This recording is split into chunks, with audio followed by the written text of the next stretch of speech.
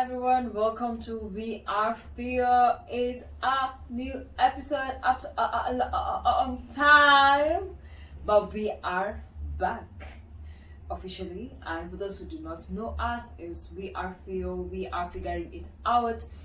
We had gone for a hiatus, but now we are back and we are really excited for what we have prepared for you. My name is Lea Kigondo. I'm Moihaki Wamboy.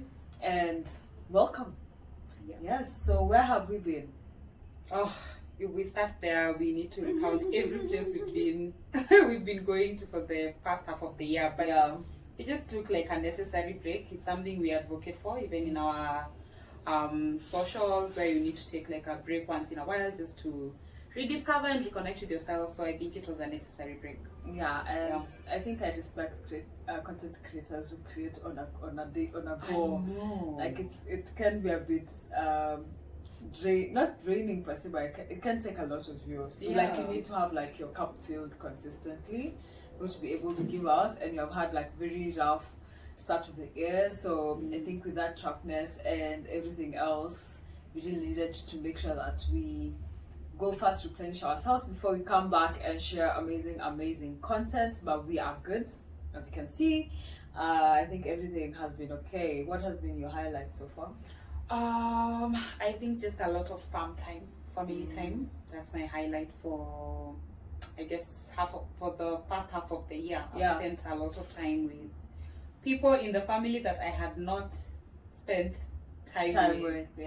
So that's a highlight for me. I feel very grateful for being able to do that.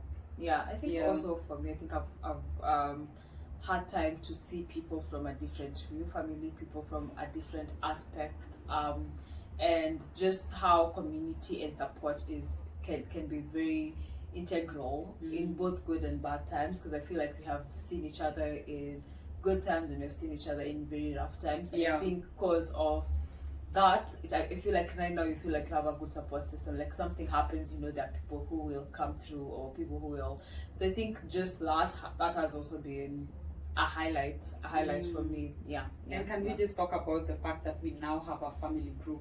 Oh yeah, club for the family. I know. I'm just like, whew. The family did the most. I can't believe it. So I feel like it was unexpected, but like I think I love the flow, and I like the fact that there's like plans for continuity. I think that's really important so that we don't lose it, don't lose this. But I think for that time, for that season, for the season that you have been through, I think it has been amazing to just be around family and just know that there's support system for you. Despite all the family drama, which never lacks. It's actually one of the best things. The way you can get out of an event and be like, did you see this? Did you hear this? Did you know this and this happened, or this and this happened? But then you still show up the next time. And you don't criticize or shame that person or carry it forward. Or come like carry like a lot of resentment or I think it's just like a place where I feel like now you can exist. I like just having an acceptance of people and who they are as who they are, without like a notion of who you want them to be. Which is not common in especially African family households. So I feel like in a way we are really blessed. Initially it was not very clear. Because there was still some things unsaid.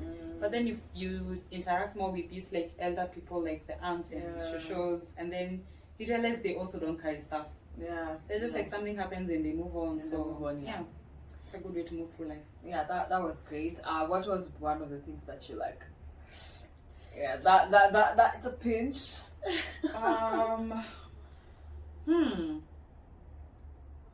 I think just the loss was a pinch. And then having like come to Jesus moments after a loss, where you're like, you know how when something happens you start now thinking about the what ifs kind of situation. So I like that we are now closer as a fam. But I also take it with a pinch of salt that some of these things had to happen for us to and that's like maybe if we were that close, some of these things would have maybe turned out a little better than they did. Okay. So I guess that for me was a pinch of salt. The fact that this had to be what brought us to be that tight. Okay. Yeah. So I guess it's two sides of the same coin. Yeah. I think for me it has been the losses, but for me it's because also it's a triggering effect. Like they trigger other things that I've been through, and just like the whole grieving process. I feel like I've had not just losses in regards of people, I've had also losses in regards to things that I would have wanted, or I feel like this year my year has been like I've not been in control as much as I would have wanted, because a lot of things have just happened, and then you just have to like find your way around them. And I think just like that lack of control around things or how you have wanted them to go, all that I think has been tough in a way. So just having the losses, grieving other things that we lose, that we don't really think that we need to grieve, but we actually need to. I think that has been and feeling like I'm not fully in control, which I think is a coping mechanism. Would be, I think that has been like yeah. Okay. But all what are you grateful for? What's your gratitudes? I even have a gratitude jar, but Rita has been the girl. I can show you, mine has I think 5. I think I have been so unfaithful with that. Yeah. But I guess I'm just really grateful for just especially the gift of life, because you see things at a different angle, and some things hit very close to us. Yeah. So I feel very grateful for life and for my family, especially for my mom, for you, for Regina. Like this cocoon, leave alone the extended family, this cocoon of people, I'm feeling very grateful, because these things, you never know what time, you never know. Like somebody can be 100% okay today, and then tomorrow they are no longer there. So that's that. Just from the last loss. So it's like those things where you're like because you never know, you're more eternally grateful. Right now it's easy for me to let go of some stuff, because I'm like thinking through, is this really fundamentally something that I should really be mad about, or like I should be petty about, and releasing things easily, because now I'm like, you need to live in the now and appreciate the people in the now, just that kind of thing. So I'm really like grateful for, despite how the lesson has come, I'm grateful for that kind of like eye-opening kind of view that I feel like I now have. So I feel a lot of gratitude for that.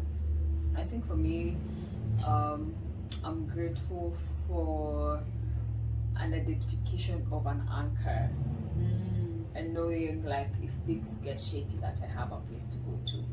Just the fact that I know there's that is something I'm very grateful for, because I feel like sometimes during quote unquote, I call them storms, and if you don't know where you need to anchor, you tend to like just go with the waves and just get lost. So having a place to anchor has been a very important thing. I'm also grateful for health, because right now I'm not very well, so I'm just like, oh my god, it's like just being okay, like not feeling any kind of thing, and just being okay is like something we take for granted. Because right now I'm not like in pain, but I'm in like a lot of discomfort, and I'm like, what? At least pain and take painkillers.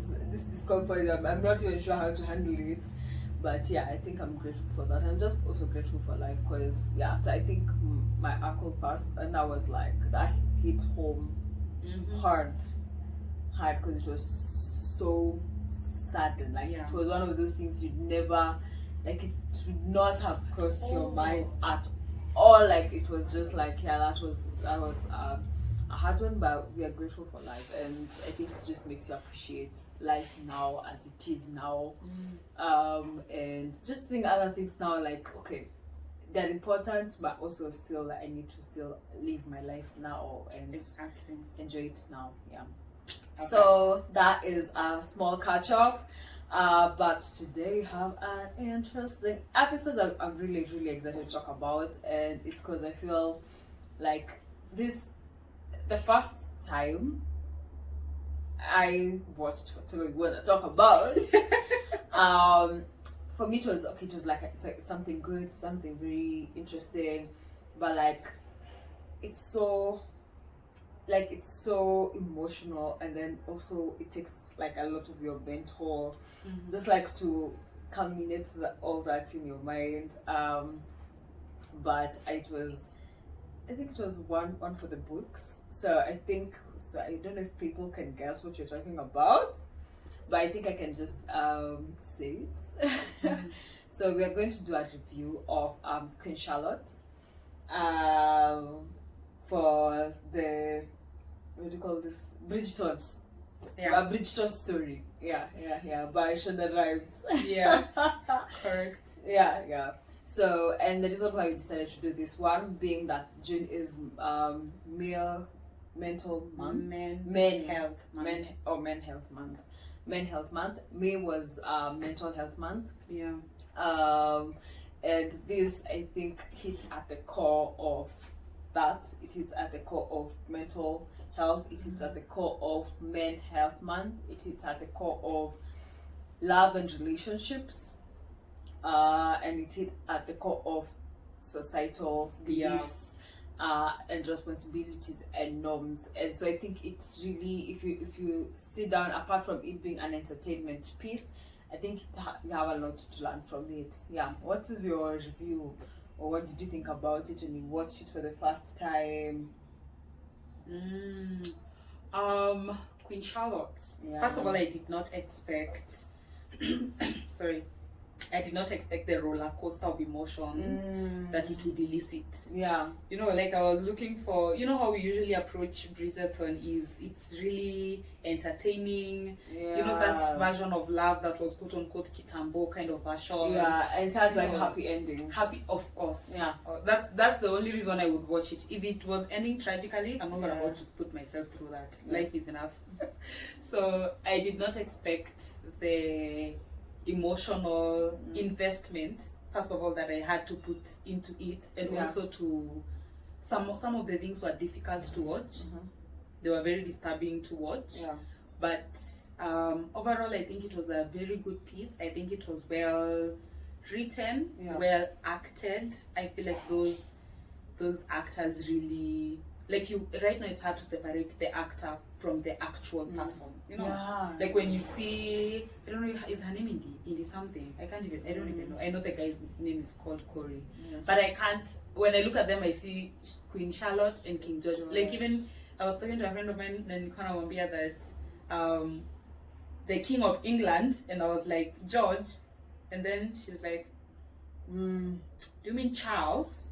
Then I'm like, oh, okay, Bridgerton. So I feel like it really evoked a lot. It really left a lasting impression. And I feel like it was timely. They really timed it at a very critical time when there's a lot of conversation and a lot of things around especially men's mental health.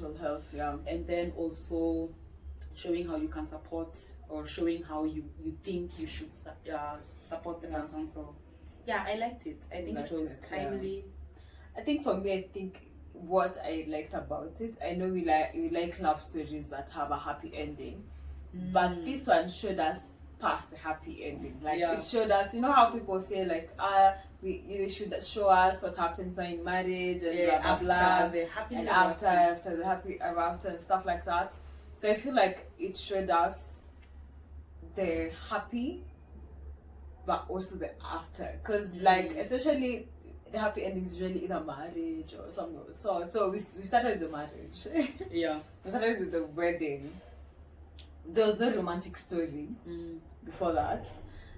So their story developed after an already finalized agreement. And that time it wasn't like, I don't know, like Tambo people never used to take marriage as, I think, casually as people do right now. Like, people, you know, you can tell someone you're married and hell, they don't even care. Like, oh, you're married, okay, so It's like kitambo, you're like married. Yeah. Like even that's a married man. Right now is like even someone just proposing to you. And I think this we're gonna discuss about it later on. I think it's an interesting topic to just see why that like sense of marriage was like that married person to like now. And I think also that is what also like making a lot of people not even get married or choose to get married later, because some it used to be held as if you're married, it's like part of your achievements. Yeah, and it's a family marriage. It's a family marriage for the community, not just for you. So what is one of the things that you picked up from Bridgeton, or the story that you can start with? I think one of the things I really loved, and it's especially because I'm reading the book Leaning, the one you recommended, is how what's the name of this lady? Lady Danbury. I think I really appreciate how she she sets space on the table for herself. You know how we're told you need to make sure that you're part of the conversation. You need to make sure that you are part of the table. You know, but I feel like herself as a figure to be respected. Exactly, like she made space for herself on that table. She did not ask for permission, which I really loved, regardless of whether it was before their husband died or after. Like she was just forced to reckon it. So I really appreciate how she did that for herself, and then how she, even though she had a poor relationship with the babies, I feel like she also like put that that kind of fierceness in the child, in taking that child and taking the child before queens and that kind of situation. So I really think that is one of the things that I really was like, okay. Well, that's actually I don't know why I didn't pick up on that, but that is so true. But the other thing actually when it comes to the child, as I remember because you've mentioned it, is how after she introduced the child to the princess, the child asked, "Have I done my duty?" And she didn't say, "Oh no," or "This is how they have taken it," or something. She affirmed the kid.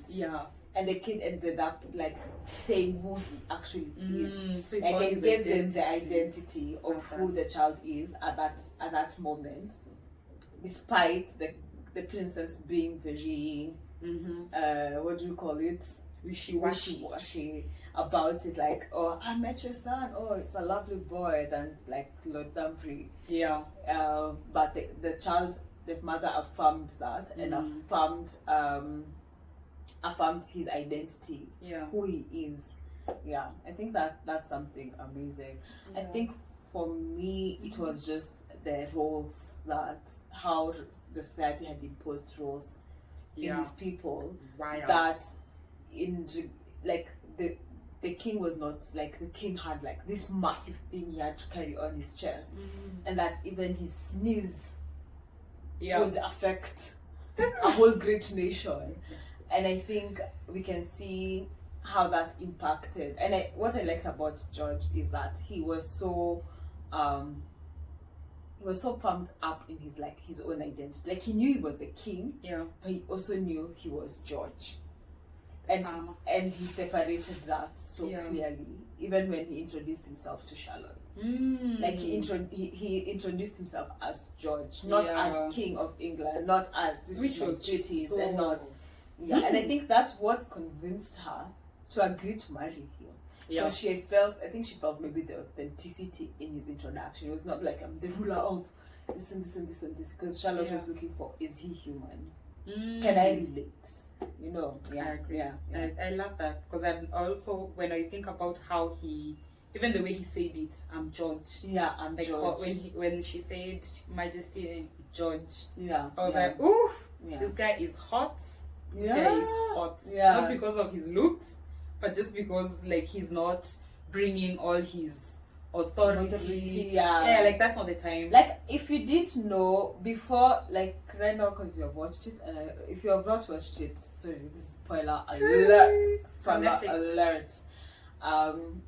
but if I hadn't, like, without thinking, I didn't ever thought that he was a king at first. I don't know, in my head, looks it like was Prince Charming. Before he like introduced himself and stuff like that, Yeah. in my head I was just like, oh, maybe it's just someone who's coming. But I was like, okay, I don't know, I'm not sure. But the first thought was like, oh, it's a king. Or maybe it's because of also where we were shown, like where he was at the beginning. Like just in a room with other guys. Yeah, but like before we saw that was like came later on. Yeah, like, the time they introduced the king to the story was when Charlotte was going over the wall. Was trying to go over the wall, and she did not. And at that point, for me, in my head, didn't click at once that was the king. Yeah. Interesting. And just in regards to like identity, it's because of his identity that's what Charlotte used to always bring him back. Yeah. She From his world, because he disassociated, and disassociation is a form of trauma response. Yeah. Disassociating, going to a different kind of world, going into your own mind. From the book, What Happened to You, Dr. Perry, discusses how disassociation works. So you find someone who goes through a lot of trauma, they tend to just be in their minds, in their own worlds, creating their own kind of stories, their own kind of universes. And I think, as he explains, there's a point where he tells Charlotte about what did you say? That the weight of the crown is a cause of it. He feels like that's the cause of his madness, or that's like his payment, or something of the sort. Yeah. But every time like he went to that space, Farmer judged the identity, judged his identity is what brought him back, not king. Yeah, I wish that those were some of the things that were more loud. Yeah. Especially because I do feel like even if the mother might have done something better, I also feel the societal kind of setup influenced also the mother to judge. Because even the way she would answer questions by these, ministers who all were men, was also like just indicating how she is stifled by the title of being the mother of the king. So it also, I feel like it was how things spill over. So that kind of burden and all of that went over to the child, because she wants the child to be what is needed by the kingdom. So that's an unfortunate thing, but I feel like I cannot really blame her for how she turned out to be. But I do feel like some of these things are really things maybe that could have been done different. Yeah. And I do feel like if he was not, I think that's why I'm grateful for democracy. Like if he was not up to the task, then there should have been an option for somebody else in the lineage to pick it up. Yeah. Because clearly mentally he was not up to the task. Yeah. So oh, nice. So in regards to mental health and in regards to like responsibilities, what do you think his responsibilities as the king, as the Nini, that's affected his mental health? What do you think was done right to support his mental wellness? What do you think triggered the extent of his mental health? Let's see. I think to answer the first part of the question, what do you think triggered? Yeah. Okay. I think a number of things. First of all, the fact that he was born a king. So it's like there's a part where Charlotte and him are lying down, and then he's saying, "My little king." So already when the child is coming in expecting with an expectation. Yeah, with an expectation that he'll become king. Yeah. So I feel like that expectation from a young age, that is a huge responsibility to put on a child at that young age. Even the son to Danbury. Already he will have a lot of responsibility because he is the man, so he's the head of the household. The woman, even though she is the mother and all that, is not. So I feel like that kind of setup definitely kind of played a huge role in just creating the correct atmosphere for him to start having that kind of mental illness, I guess. Mental breakdown. And also I know there are also some things that go into how somebody would have a mental issue, like how you're born, if you're, I don't know, genes. Like there are other factors around that, but I think environmental wise, that's one of the things. And also, I feel like his relationship with the mother was not a good one that would support him. In like dealing with his mental illness, because he said he's had it since he was a child. And if the treatments that the mother was advocating for, this many doctors, and this crazy one that was in the series, I feel like the mother did not, like, she outsourced support for him in what she knew would have been effective support. She did not offer support as the mother. She was always the queen to him. I feel like that set the stage for, you do not have an internal support system that is sufficient enough, or like that is, I guess, sufficient enough to help you cope. And then there are no options. You do not have any option. You're in that cocoon. You have societal expectations that you need to meet. You're the king. You cannot be sick. You cannot be anything else other than perfect. There's actually a part where the mother says that the king is perfect. The king is perfect. The king is always perfect. And everybody would say the same thing, even though they know there's an issue. So I feel also that part of ignoring the problem also really... Actually, in regards to that, it's like they denied reality. It's like they were also living in their own world. Because they constantly, like when he had a mental breakdown after the mother told him that they found a wife, and he was taken to a room with different doctors, and someone just said like he would be mad, or the doctor that now ended up treating him tried to say that there's something wrong in his mind, that whatever was disturbing him was not physical. They were like, no, the king cannot be mad or cannot have mental issues. And they denied him the reality. So initially, even from when he was young, he never got the right medication, because they never wanted to face the issue that was there. And his problem was not physical, his problem was mental. But they gave him physical treatments, which was not the case. And that just also shows like how, even in our current society, how we are the first ones to bash men when they have mental issues, and want to negate it to physical problems or maybe financial problems or economic problems. And we do not want to listen to them. We don't want to hear them as they speak to us. We are not seeing them. Actually, I had Brene and in a podcast, Unlocking Us, and they said, if somebody is not hearing you, they cannot see you. If somebody is not hearing you, they cannot see you. So we usually not listening, so we are not seeing them. And I also think the part of how patriarchal system has been set. We always think the patriarchal system has been set to favor the men, but also we have seen that that's not always the case, that it has also some disadvantage towards the men. I totally agree. And I like that this show in itself has really like, it's like it has it has opened a can of worms. Because now this conversation is now very popular. So what are some of the ways do you think they would have support would have looked like? I feel like Charlotte really tried, based on what she knew, because she knew nothing coming into it. You could also see the doctor was trying something new, so this was something that had not been, I'm sure there had been mental health problems ever since the ad was created or something, but this was not popular, or it was not very vocalized or out there.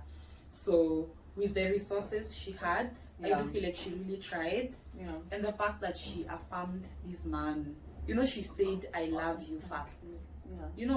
Like, even if, sometimes we have that ego thing as women, where you need to wait for the man to come and tell you. To come and tell you they love you, they'll do this for you, you know, and then you're like, okay, I can now consider him. No, she took charge of the situation. She affirmed him in her love for him, which I really feel was one of the things that now made him open up to be like, I also love you. And then he went on and explained his issue after that. So I feel like that kind of support it could not, like, maybe for some it did not look like a big thing. Yeah. And maybe for some it would be like, why did she confess fast? Yeah. But in this situation, especially around mental healthness, I feel it's very important to affirm somebody, even in that struggle. Because she was like, it's me and you. You're not doing this alone. I'll stand with you between the heavens and the earth.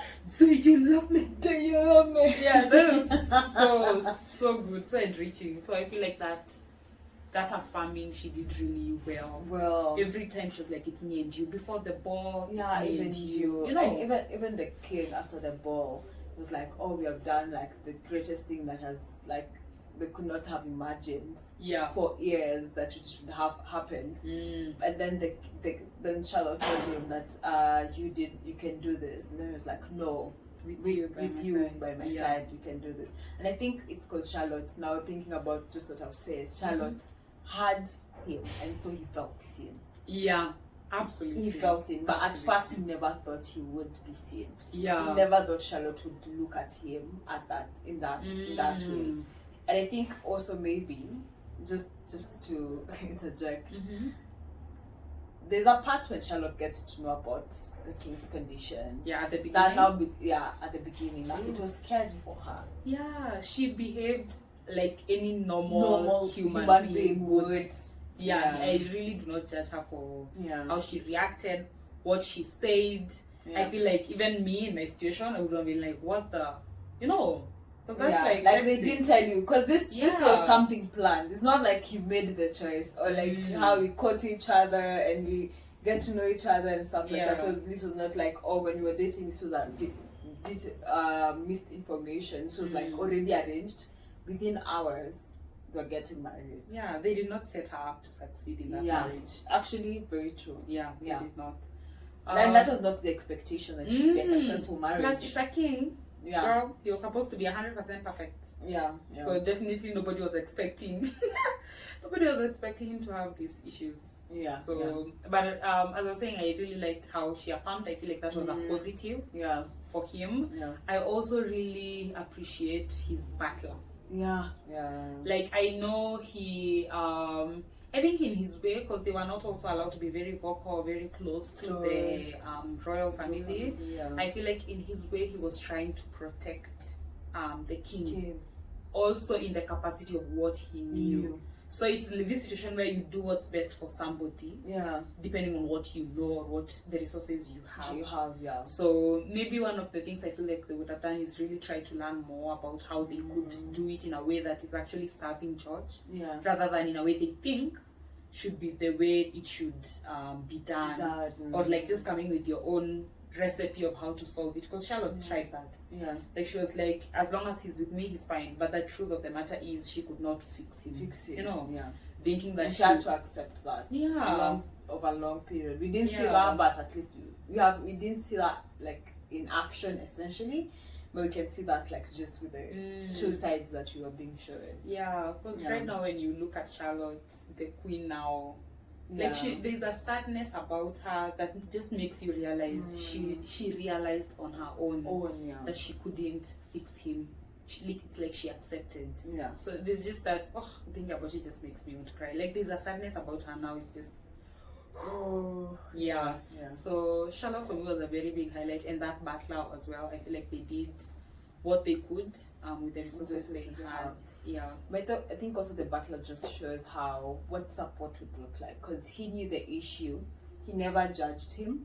Absolutely. He never called him out. He never spread information. He never told him you're not good enough or you're not. He never treated him in that regard. You know, like how you give someone energy. I know you're my boss, but you have you have an issue. Yeah. And I think he represented what support would look like for men in that regard. Because there's this time when the king was waiting for Charlotte to come after he had stayed in queue.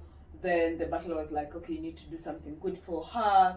And then he was at the table, and then he had started disassociating because he was very nervous and very anxious.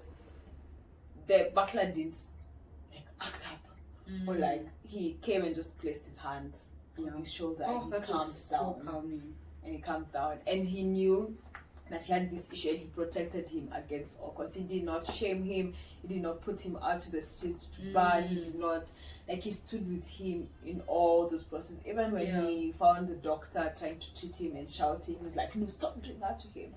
And he like stood with him, even in the decision that he did not approve of. But he was still there and he was still very present. And I think that was something that we can learn. Like, men can be there for each other during these seasons. Like, you might not fully agree, you might not be a therapy person, but if your friend is going through therapy, how can you be there to support him through his trying to be mental well? What did I say? Mentally well. Yes, that's the right word. Mentally well. How can you support them through hard times? How can you be there during grieving seasons, during you know, there are happy seasons but they're not okay, or they're struggling with something? How can you show support? And I think it was a very good representation of what support could look like, despite the difference in like societal quote unquote class, because they would, and also the butler to Charlotte. Oh yeah, he was the support system Charlotte needed to survive. I think minus him, I don't think Charlotte would have. I think him and Lady Danbury, if those two people were not there, I feel that she could not have the strength, and just the support system that was created between the two. I think is what made them stand. And that lady really did. You know, when Charlotte is coming in, she did not at any point identify as her color. You realize, like, there was no my skin. Black or like, I never even had her say my skin. No. You know, actually that was not even something top of her head. She did not understand what her represent, like what her as a quote unquote black queen black presented. So I feel like that in itself, the fact that Lady Danbury really drummed into her what it means, what it represents, like to get her head out of just the romantics that is her and George, and now what she represents as part of the society, as the head of the society. And I think that's one of the things that affirmed her to also take control of the relationship. Because remember, she left there and then she was like, I'm going off to be a queen, when she was being asked by the brother. It was like, you brought me here to be a queen, I'm going to be a queen. And she did that, and she went and took George and all of those things. So I feel like Lady Danbury, that support, even though it was different from the butler, those two support systems worked for what they were supposed to work for, to bring Charlotte to where she is right now. Because really, she only had the two. She only had she was not the even two. close to the kids. So and I think who are friends. Lady Danbury. But I think let's just go to love as a choice. Because that is the theme of what this is like. But how many of us want to be chosen like that? We are not mad. We are not bad. We are not like King John's situation, but we also know that people who have mental health issues, that also want to be loved, they also want to be accepted. And I think we come from a society that we have not been taught on how to deal with such circumstances. And in this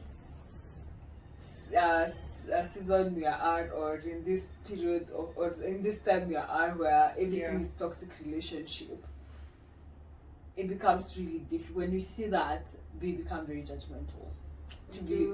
Because you're like, reality. How could she stay? How could she stay? How could she, like, the option was, the princess told her, you can give birth and go live anywhere else, and you don't need to see the king until maybe we require another successor. That was so rude. And then the king is already pushing you away. You do not understand why. You do not understand what's happening. You're continuously in the dark. You do not have anyone else apart from the butler to talk to. And even Lady Danbury was not someone she was not an option from the beginning. And it took time for also her to be the friend. Remember, she was using the queen at the beginning. So, like, love being a choice, like someone being chosen. And I feel like that time when she told us she will stand with him between the heavens and the earth, that's my best part. That thing, like how she commands her to go. She's like, I commanded. The way she moves. Yeah, just yeah. I think that was like him feeling like, I'm choosing you. I know there's this issue. I know you're not perfect. I know you're going through this. I know I am cognizant of it. I'm not making a choice out of ignorance. I am choosing to love you. I'm choosing to stay here. Yeah. I'm choosing. And I think that was a heavy decision. It was a heavy decision. And you can see it throughout. Yeah. Even to this day in the series. Being able to still go back to him and tell him when something happens. Yeah. That was a decision. And I feel like nowadays there's a lot of premature love. Like you prematurely tell somebody, I'm in love with you. Yeah. But now, if thinking through Charlotte, I'm like, you should only say the words once you make a decision to stick with the person. You know, to be like, okay, this is somebody I would go to heavens, to the heavens, Mars and Venus with. You know, like after now you come to that point where you're like, I would choose this person every single day, regardless of how they are coming into the relationship. Whether they're bringing in 20% today, 100 tomorrow, 50, 0%, you know, regardless of how they're showing up. They cannot show up 100 every day. Exactly. And that days would have to be 160. Yeah, actually, this lady Brené says you cannot, relationships are not 50-50. Yeah. There's no time they'll be 50-50. Yeah. Sometimes you'll be 70, the other person will be 30, you know, 80-20 and all those things. So I feel like there's a premature way we've been dealing with it. And you remember when you said that nowadays we have a lot of this notion of options, of choice, of choice, the freedom of choice. It reaches a time. I know we say choice is important, but choice can be toxic. Having a lot of choices usually is thinking not a that you have a lot of choices. Accurate. Thinking that you have a lot of choices is usually never a good thing. It's like when you put a snack. And like a different number of snacks for maybe a child or maybe like just for anybody, you have a whole buffet. You might end up not eating anything because you're conflicted. You're told you just need to choose just this one. Or you just choose one. Everything and then you're sick. So this myriad of choices we think we have is now becoming toxic. When it comes to relationships. When it comes to relationships, because now it's hectic. And the fact that I think for her we have seen patience. We saw patience. We saw tolerance. We saw because when the kid comes and asks, because when she did the arranged marriages for children, the boy comes and tells her that he's scared, and he's like, why are you scared? And it's like, love is a choice. You have to choose this person. And know that at the top it's lonely. Not at the top it's lonely. You need to choose them. Know that it's the both of you. It's a partnership that you're gonna do this together, and like you're gonna see it through. That there should not be anything in your mind that it's not gonna work. It's not gonna work. Like there's a plan B. There's a plan B, or like this, or like it's not. We are doing it alone, like each person kando. It's like it's a partnership. We have to see this through together. And even Charlotte says the same thing to King George, like, we're gonna do this together. We're gonna face this together. There's a lot of like, it's us against everything else, and that everything else can come against us, but the fact that we are the two of us, then good to go. And it's because you usually in a relationship that being lonely at the top, like the both of you, because at times you can try to explain to your friend what's happening in your relationship or the crisis, because it's mostly most of the time it's a season where it's a lot of things that you're dealing with, the both of you together. Sometimes the other person is really going through a lot. So sometimes it can become lonely because it's you two trying to fix it or trying to make it through, and the outside, usually you cannot understand 100% what's going on inside. Yeah. So even for her case, even if you're in a relationship, you can't understand what the other relationship is going through. Exactly. Like you can't say we'll ask our couple friends and then fix it. You can take lessons from them. You can take advice. But you cannot use the same recipe for what you for what you're cooking. So I feel like it does get lonely at the top, and what she said is true, that togetherness is usually what makes you go through the season and come out strong. Yeah. And that's what, even though at some point it felt like she was alone, she really was not alone. She could go under the bed and she would still have her farmer George. Yeah. So I feel like that in itself was something worth staying for. Yeah. I think it was I think what personally, and I think something I'd also want to learn, is how to handle mental health issues when it comes to relationships. I feel like I'm not equipped to know what to do or know what to handle or what to say, or because I feel like it's quite a sensitive subject. Because also it's the same thing, like also it can be a child, it can be a friend, it can be, and I feel like mostly people with mental health issues might feel stigmatized or like left alone or like kept aside, because as a society we have not been taught how to handle or how to the language to use. Because when I think about even how they referred to the mental health issue, it was crackhead, it was madness, they never referred it as a mental health. They never recognized it for what it was.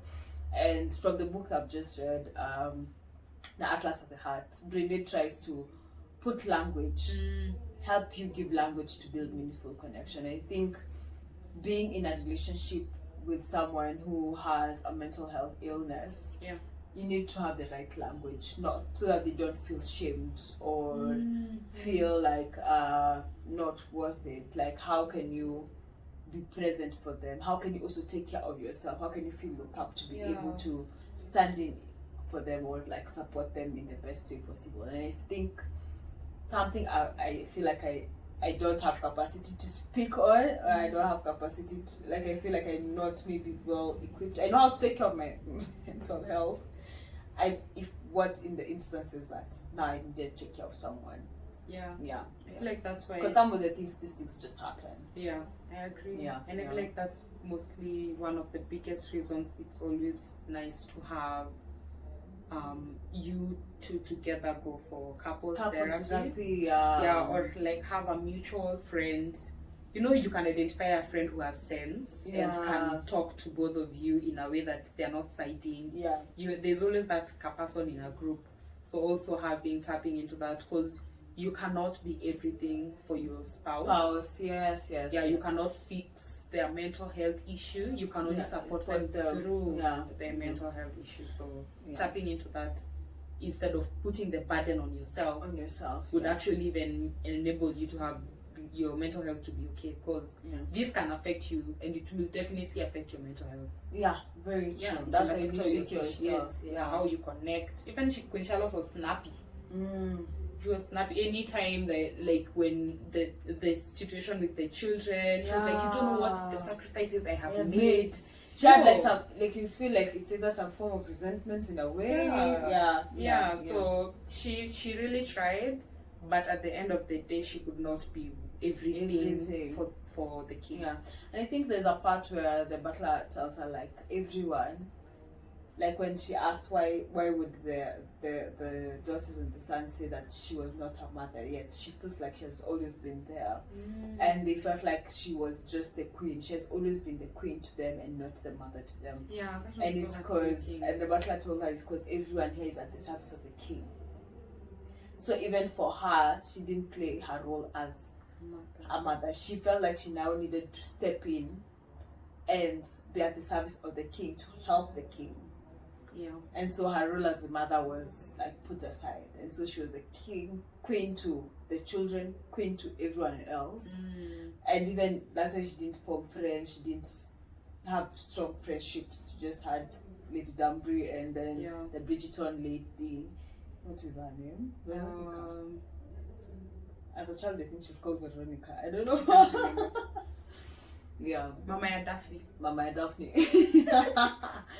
Yeah, and I think because of that, how she needed to show up for her marriage or show up for the king, how she needed to step up when the king could not. That really affected how she showed up in other areas of her life. Yeah, because we really do not associate her as the wife to King George. We only associate her as Queen Charlotte. Yeah, you know. Yeah. So it's just why I was telling you, like, that's why I think I was finding a struggle to like relate the young Charlotte and the Queen Charlotte. It's because I feel like they are quite different in a way. Like, this lady, she was very present. I think she would have been a very present mother. There's even a time when George comes and tells her to go to the farm together, and she was like, no, I want to stay here and do my motherly duties. As the queen. But at that time when she was young, she was like, I want to be here, because she was like knitting something for the child, and she wanted to be there as the mommy and the mother to the kids. But now, because of the situation, she had to step up and be now Queen. Yeah. Queen Charlotte. Yeah. Which really sucks. And I think a lot of people also depended on her to get King George to where he needed to be. Especially because she owned it. Yeah. She was like, I will do this. It's me and him. You can't access. Because there's a time the mother came to see the king. Yeah. And she was like, you cannot access him. Yeah. So she also took it up on herself to be what was needed in place of the king. So I think it's a really long ride, considering there was no king in her reign to date. Yeah. So it means that she has been regent since now King George really now could not in any capacity be a true king, like in terms of his roles and responsibilities in the government and all those things. So I feel like she took up a lot, and then that length of time, I think that would have really made her like develop the facade that she now has at present. Because she does not allow anybody else to be close. Even the butler is close to a certain degree. You know. And when he says something that triggers her, like, she kinda like pushes. Yeah, I feel like it was her way of coping. Yeah, and protecting, like, she put up walls to protect herself, and also with the thought that she's also protecting George from the outside. Yeah. You know, but you could also see how hard she was when, like, older Queen Charlotte, when George came in and he, like, with the no clothes, he had the shirt, and then she just, you know, like, the shock. It's just one of those things where you feel heartbroken for her, and you also see how that part in itself, you really see how it affects her. And then King George goes, and then she brings back the facade. So it's just like, really, she with him, and with him, she's a different person. Absolutely. And then, she's soft. She's soft. She mellows. She's Charlotte. And so I think there's a lot to learn. I think one is how much title has given us so many different roles that don't allow us to show up as who we need to be. And I think today I was listening to Lydia and Rick's, where Rick said that when we look at people, we need to stop looking at them as since you're a woman who washes and cooks. But I need to know who Rita is, you know, not just as a woman, but who is Rita in essence, minus femininity and masculinity. And that's what we currently have in this set. But I can understand what maybe Rachel Ruto might be going through, being the first lady, where anything that she does would be held against her. Or if Ruto was going through something, how would we take it? If he was going through a mental breakdown, would we understand as a nation? And how would we support that? But in regards to, like, just how responsibilities that have been placed on ourselves, how can we be able to manage them in a way that it does not affect our mental health? How can we manage societal pressure in a way that we are still taking care of our mental health? And how can we create support systems that help us navigate through hard seasons, good seasons? Just have people who you know are your go-to people. Because that's important. I think if George had like a support group, because I didn't see friends. If he had family, friends, people who got him out maybe a lot different, because they said he started, I think when he was young he was better, and then when he dropped a spoon he was questioned, even when he was, he did something, he was questioned, and I think that weight of he needs to always be 100, that was what he didn't find people to love him through him not being 100. He was criticized and shamed for not being 100, and I think that's one of the biggest blockers. If you feel shame can be very big. It can be a very big blocker to you asking for help, because you feel like you are not sufficient. You feel like that person should not associate with you, they'll catch what you have. So that, and then reiterating the shame, because of a certain, and even the stories you start telling yourself, shame stories. The narrative you start building around your story is just it's shame based. So it also becomes harder and harder to access the help that you need. But I agree with what you said, that strong society is very important. Remember when we watched or listened to this podcast by Stephen Bartlett, when he was talking with a doctor about the positives of being in good relationships. It's good for your mental health, for your physical, it's just overall it's good for you, for living a full life, living a long life. There's science around that. So. And men are meant for relationships, by the way. According to science.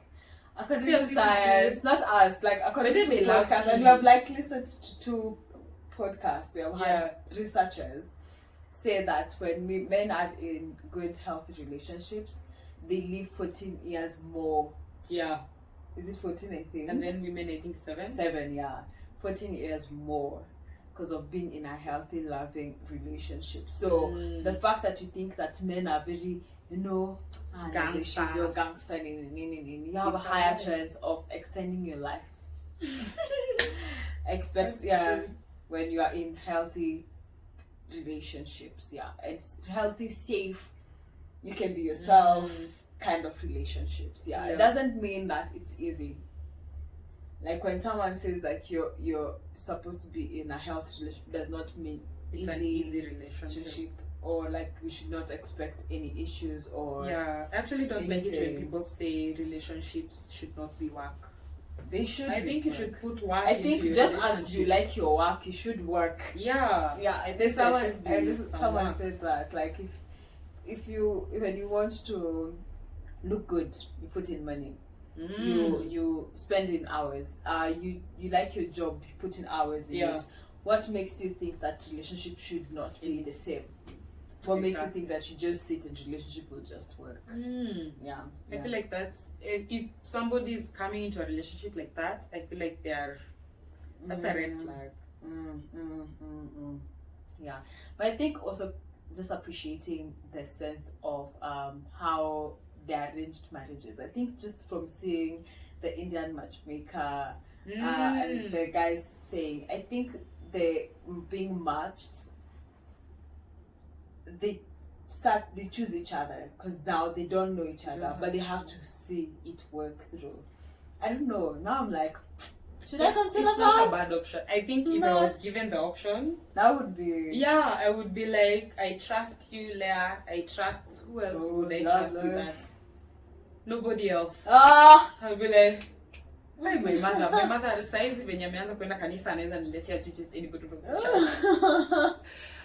So I think having somebody who knows you really well, and then they know whoever they're going to look for, they look for what you would work with, and then bring it up. Me, I think I'd go for it.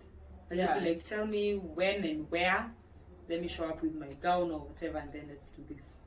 I think sometimes it removes this whole facade at the start. And then it makes you think through. You're not thinking about I meet him, fall in love, and then you're like marriage. Let's make it work. Let's make it work. But for me, I love the fact of choice. Like I want to be in a relationship where I feel like someone is choosing me every damn day. And I think that's something I liked from. I'm really venturing so many shows from Love Is Blind. Brett and Tiffany, is how this guy made him know that I'm choosing you. Like, we need to do a breath. I love is blind word. Yeah. That's a whole episode. Yeah. Do you have anything else in regards to Charlotte?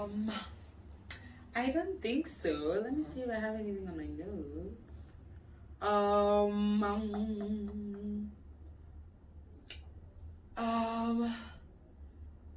I don't know. I feel like first of all, I'm very grateful that show came about when it did. Yeah, and I feel like it is giving us more language. It is giving men more allowance or more leeway to actually now discuss their issues. But you can be at the top and have issues also. Yeah, you can be at the top and have issues. There are also non-verbal cues for help.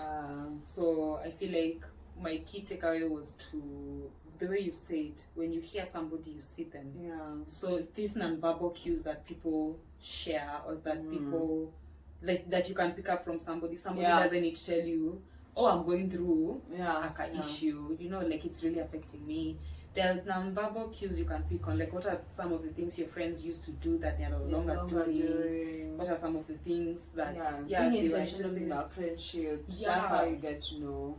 I totally agree. So I feel like these non-verbal cues are some of the things that now the show brought that mind of. There's no time a friend of mine will tell me, hey, I have gone through, I'm going through. Usually is I went through. Yeah, even with a girlfriend of mine, she was like, I went through this, and this is like, it was really a hard time. But now I'm like, maybe I should have done my due diligence and noticed the non-verbal cues so that I can be of help. So just noticing non-verbal cues, because not everybody has the language for what they're going through. Yeah, I agree.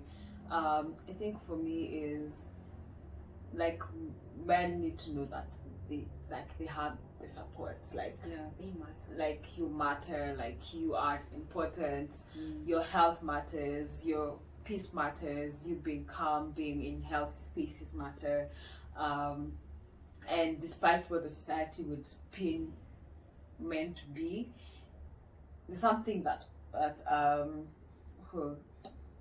Rick said is that a lot of men, because of what the society termed men to be, a lot of men live in the facade of that and not show up as who they should be. And not that because what men should be, quote and not even quote, like what has been listed as what men should be is not okay. It's just that even you being that, you being you. Yeah. Is that you being you. And that's the most important thing, that every day you need to show up as Leah, as Wamboi, as Kenyanjui, as Karanja, as James, Who's Karanja? Who's Kenyanjui? Yeah, just random names. But like all of them, they have people in mind. Yeah, so like just showing up as yourself, despite all the responsibilities and the roles and all those things that we have been we have put for ourselves, and also the society has put on us. Yeah. Absolutely. And that the fact that you need to have your cup filled before you fill other people's cups, that you need to take care of yourself before you take care of others. And if you take care of yourself, you're able to show up better in other areas of your life. Yeah, great. Yeah. Boom. I think that's our wrap. Can we That was interesting. Yeah, that was interesting. That's an interesting conversation. We want to hear from you. What did you pick up from the Queen Charlotte series? This one was short. It was just, I think, 8 episodes. I think it was not that long, and it's quite intriguing. You can watch it like continuously until the end. So we'll be posting a poll, I think, on our page. Please share with us what you learned from it. What did you learn about mental health? How best can you support your friend, whether male or female, through their mental health issues? And we'll be happy to hear from you. So make sure that you follow us on we_r_fio in all social media platforms. That's why we're going to be posting the poll on our Instagram page. we_r_fio. Make sure that you subscribe on YouTube and hit the notification bell so that every time we release a new episode, you're notified. You are also in not all, but at least most podcast platform. If you are not where you listen your podcast from, tell us, and then we are going to make sure that you are also there.